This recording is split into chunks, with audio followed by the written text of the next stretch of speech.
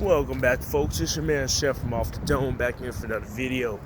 Today we're doing an episode of The Decade of Dominance. And this one is by my man, one of my favorites. A guy I grew up listening to, and to this day I still admire some of his albums.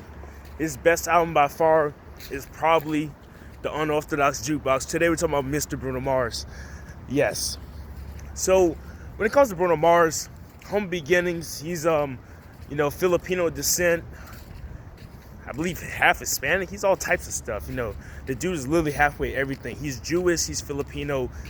Yes, I think that's what he's mixed with. But anyway, comes on the scene 2010 with B.O.B., who is now a disgraced rapper who basically is known as the guy who thinks the earth is flat and everybody makes fun of him. But Nothing on You with B.O.B. peaked at number 1 in 2010 and became Bruno Mars' first hit. Then he will go on to have Just the Way You Are, and that would be a huge hit for 2010 and 2011, being certified diamond last year. So it sold 10 million records. And you gotta remember, this song came out in 2010, so this is before the Screaming. So before Screaming was already certified 7 times platinum. That means he sold literally 7 million digital copies of this song. We later go on to 2011 when Bruno Mars will pretty much have his first peak. He has 3 peak periods. It's 2011, 2015, and 2017. But his peak period right here is when he had Grenade, Battle, Firework, and other songs that reached the number 1 spot. He was number 1 for, I believe, 4 non-consecutive weeks. He had a Lazy Song. He had a feature Billionaire. He had Sky Full of Lives with Eminem. Bad Meets Evil with Royce da 5'9". So Bruno Mars pretty much established himself in 2011 as he would be sticking around. He wouldn't be a flash in the pan artist. In 2012, Bruno Mars will go ahead and start releasing singles for the Orthodox Jukebox. He also had It Will Rain, which I believe was part of some soundtrack. I forgot. I don't know if it's Twilight or Hunger Games. I forget which movie it is, but it was part of the soundtrack. At the end of 2012, however, we would get the Bruno Mars singles Locked Out of Heaven. It will be released in late November, and it would debut at number 33. It ended the year at number 1 and beat Die Young by Kesha. Then we go on to When I Was Your Man. Then we go on to Treasure. All 2013, Bruno Mars brought back the retro funk vibes. His first album, Doo-Wops and Hooligans, it was more modern sounding. It had more ballads on and stuff like that. But this Unorthodox Jukebox album, it was funk. It was reggae, it was a little bit of R&B, and a little bit of retro soul. He had a lot of good influences, of course, throughout his life, but in this album, you can really see his production side. You can really see his, ear for talent.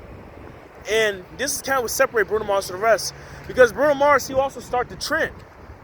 Because in 2013, one of the biggest songs of the year was Blurred Lines, which was, a sample of a Marvin Gaye song that came out in the late 70s.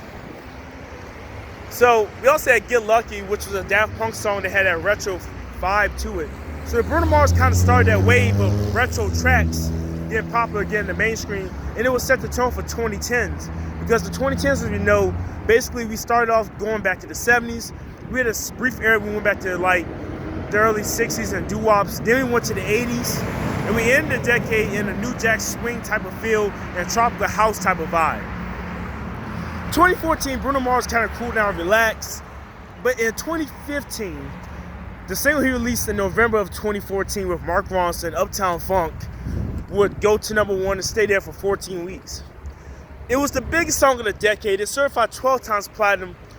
Uptown Funk, to this day, is one of the best-selling songs of all time. I believe it's in the top 10 of best-selling Billboard songs of all time, along with Party Rock Anthem, The Twist, Jack with a Knife. Mac with a Knife? I don't know. But it's one of the best-selling songs of all time, being considered 12 times platinum. And Uptown Funk was, of course, a retro-type soul vibe to it.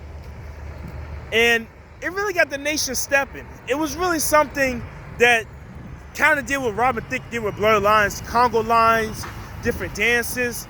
Every single person has some type of groove or dance to do with this song. So needless to say, Bruno Mars, he made himself a cash king that year by releasing that single. Now we go into 2016. Bruno Mars has a slow cool down period as he usually does because that's the way pop music goes in a cycle. But in late 2016, Bruno Mars released 24 Karat Magic, the single, and a couple weeks later released an album. This is Bruno Mars going to his New Jack Swing era himself. So he's done retro, he's done 80s, he's done the New Jack Swing. My guess next for Bruno Mars, the next album come out this year in 2020. I'm assuming Bruno's going to start doing crunk era music like early 2000s, or maybe crunk can be like Sierra, the type of nice beats we had from R. Kelly and Usher in the early 2000s. That might be what Bruno Mars goes to next. That's my guess because he's going from decade to decade. And then probably by the time we get to 2028 or something, maybe he might be making music like Bryson Tiller, Trap Soul, Tory Lanez type stuff. But 24 Karat Magic, it was Bruno Mars' best first week number, 265K, but it got beat up by Metallica, of course, unfortunately. However, it was the number 2 best-selling album of the year behind Kendrick Lamar's Damn, and it stayed at number 2 for literally 3 months in a row at the number 2 spot. So we talk about Roddy Ricch and his album, Please Excuse Me for Being Antisocial, staying in the top 3 for about 2 months straight. Bruno Mars' album did that for 5 months, just like Drake's Views. And so with 24 Karat Magic, you got 24 Karat Magic single. Then we had That's Why I Like to Break the Reign of Shape of You by Ed Sheeran. It became the 3rd best-selling song of the year, being 7 times platinum. And we also had the single Versace to the Floor, which didn't do as well, but it was a good track. My favorite track off the album is probably Straight Up and Down and Chunky. Chunky! And then we go into 2018, where we had Bruno Mars release Finesse, the remix with Cardi B, and the rest is history. That song went viral for weeks. It was everyone's favorite song in the country, number 1 on the radio, of course. We go into his latter part of 2018 where he's featured on, the Kodak Black and Gucci Mane track Wake Up in the Sky, which he produced, and Please Me with Cardi B last year in 2019.